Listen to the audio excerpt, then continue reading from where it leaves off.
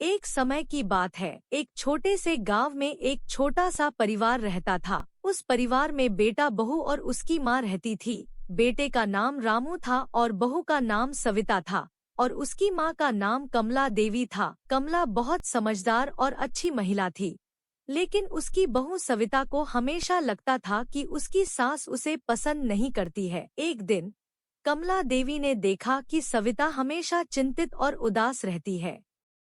उसने सोचा, मुझे अपनी बहू को खुश करने का तरीका निकालना चाहिए।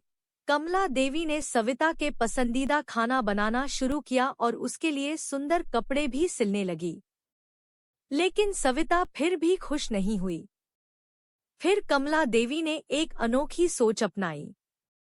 उसने सविता को धीरे धीरे अपने काम में शामिल करना शुरू कर दिया। सविता और कमला देवी के बीच की दूरी कम होने लगी। कमला देवी ने सविता को अपनी परंपराओं और रीति रिवाजों के बारे में सिखाना शुरू किया और सविता ने भी नई नई चीजें सीखने में रुचि दिखाई।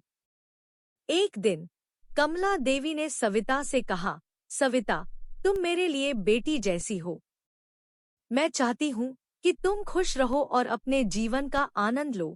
सविता की आंखों में आंसू आ गए।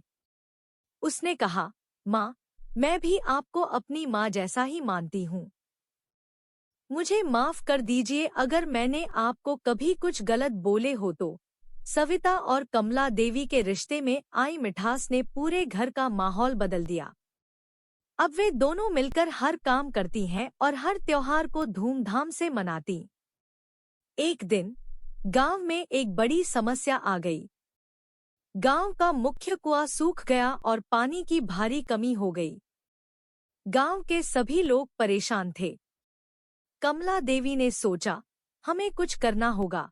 उसने सविता से बात की और कहा, सविता, हमें कुछ उपाय सोचना चाहिए जिससे गांव के लोग इस मुश्किल समय में पानी की कमी से बच सकें।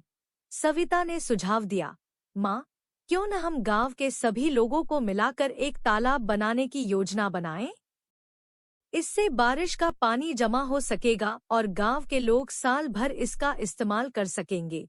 कमला देवी ने सविता के सुझाव से खुश हुई और तुरंत गांव के प्रमुख लोगों से बात की। सभी ने इस योजना को समझा और तालाब बनाने का काम शुरू हो गया। गांव के सभी लोग मिलकर मेहनत करने लगे। कमला देवी और सविता ने दिन रात काम किया और बाकी लोगों को भी प्रेरित किया।